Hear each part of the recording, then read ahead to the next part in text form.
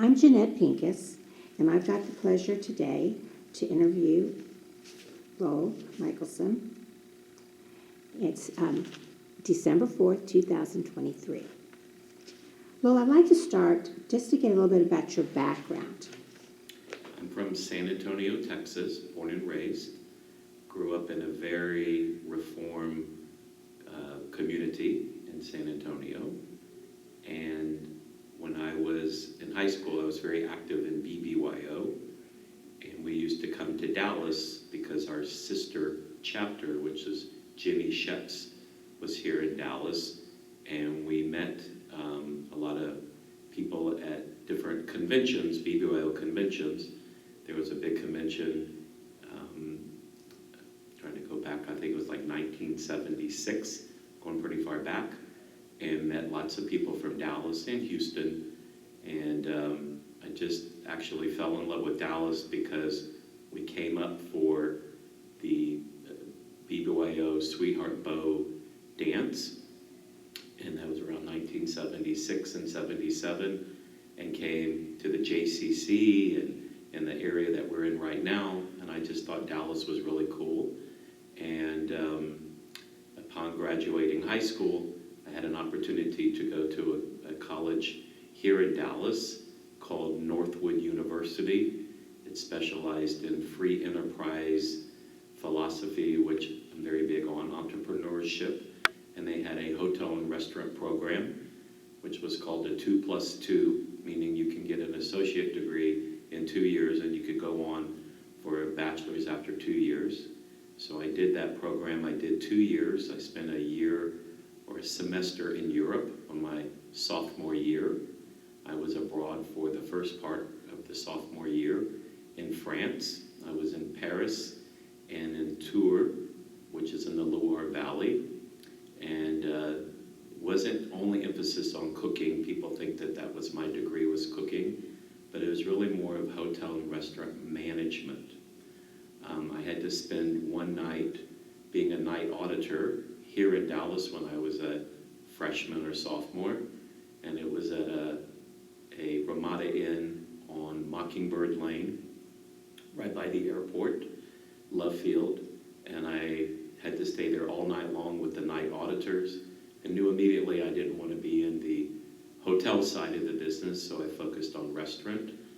And I had a professor at Northwood who I got to be very good friends with. He was a former food and beverage director for Sanger Harris, and he had started a restaurant on McKinney Avenue that's still there today called S&D Oyster Company, and he became like my mentor. His name was Jan Lovell, and I ended up graduating from Northwood and had an opportunity to transfer to UT in Austin.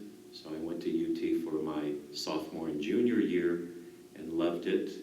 And then as soon as I graduated, literally the day after I graduated, I came to Dallas and I met with Jan Lovell, who had started another restaurant with Larry Levine from Chili's. They were very good friends.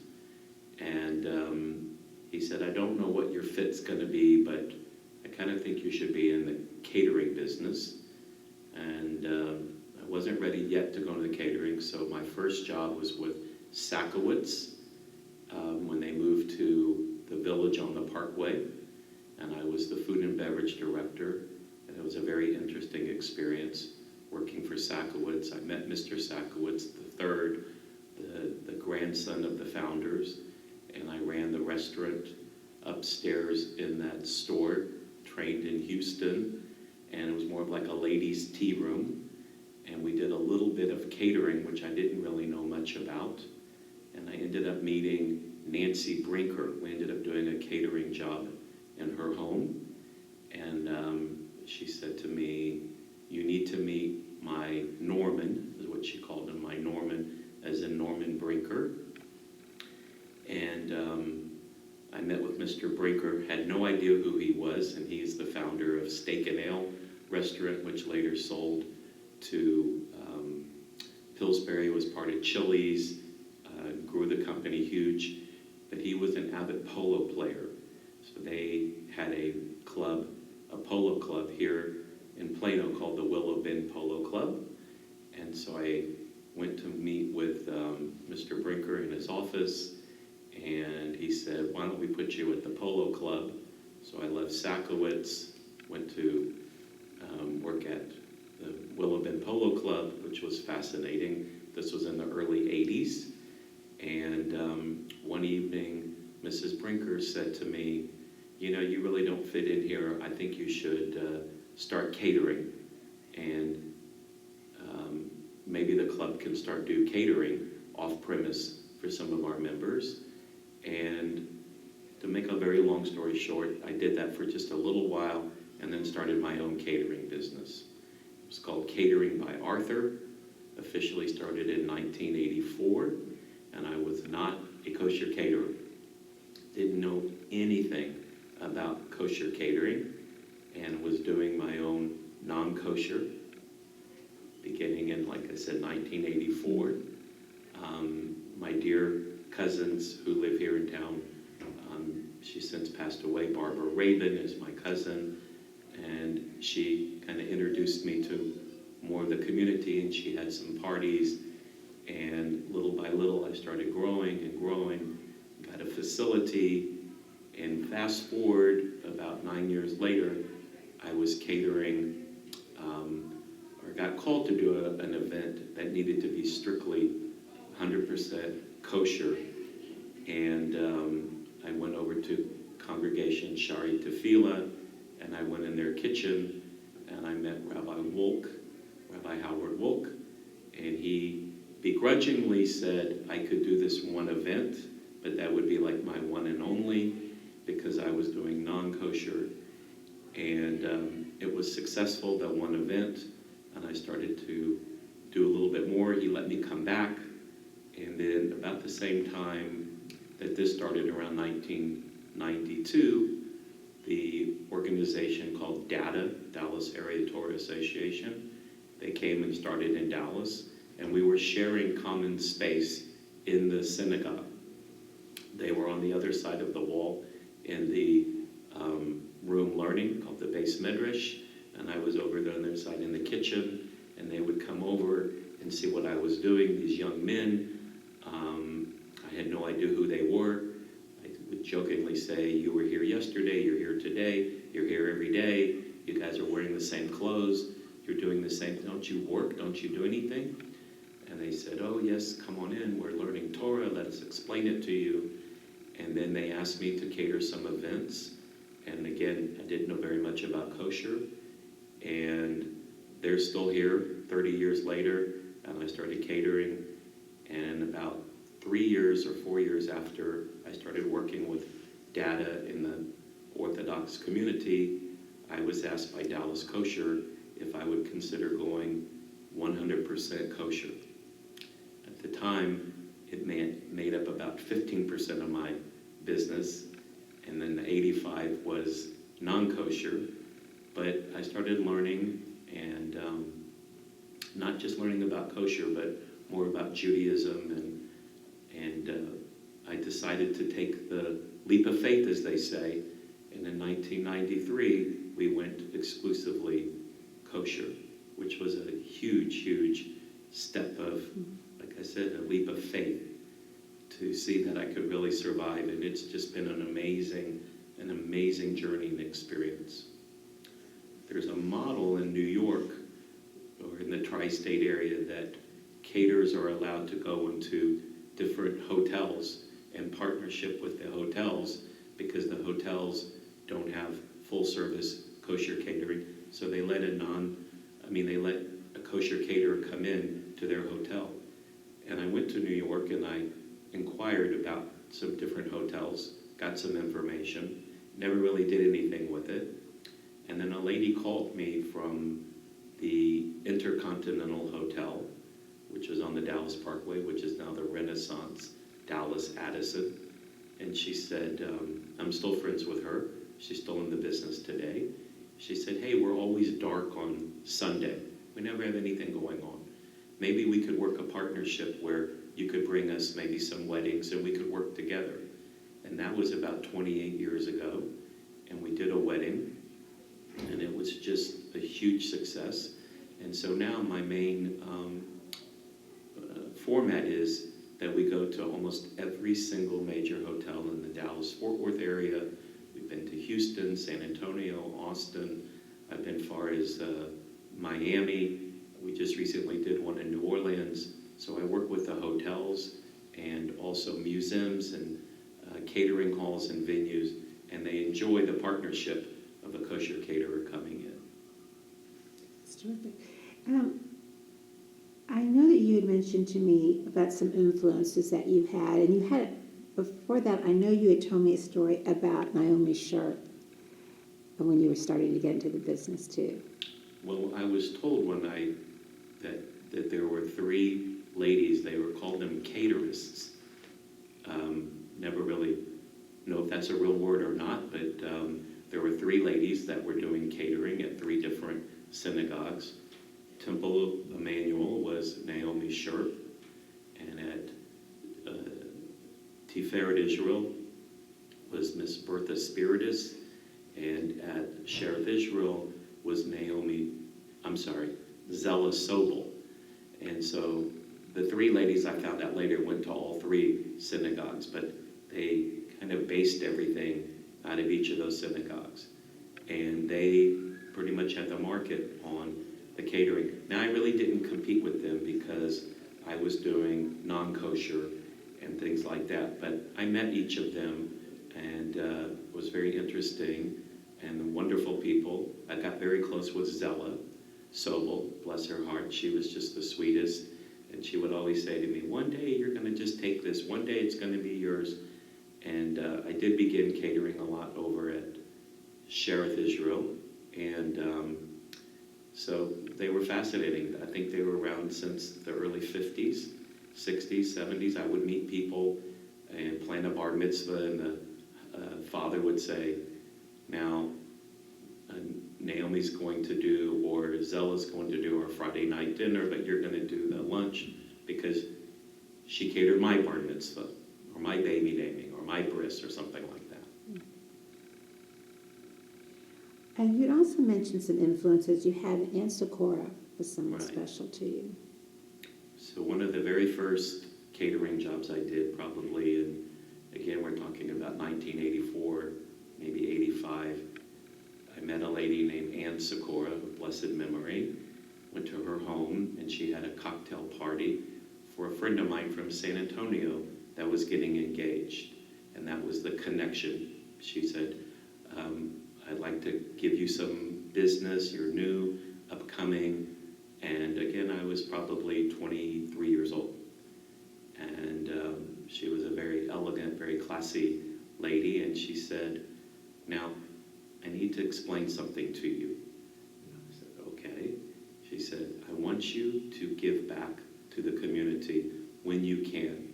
I'm not asking for anything right now, but I need you to get involved in the community. There's Jewish Federation, there's Jewish Family Service, there's the Jewish Community Center. Get involved, give something back each time you can. And that became a very, very big mantra for me. And I followed that ever since, and I try to help every organization.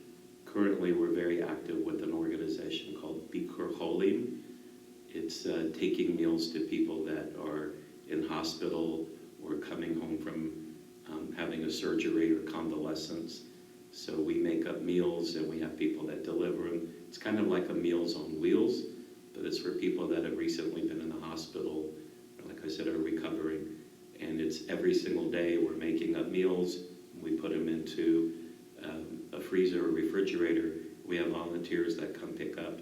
So it's a big, huge, wonderful mitzvah that we do for Bikur Cholim. And I try to help as many organizations as I can. Thank you. I want to ask you about your hats because you always have one on every time we see you. Right.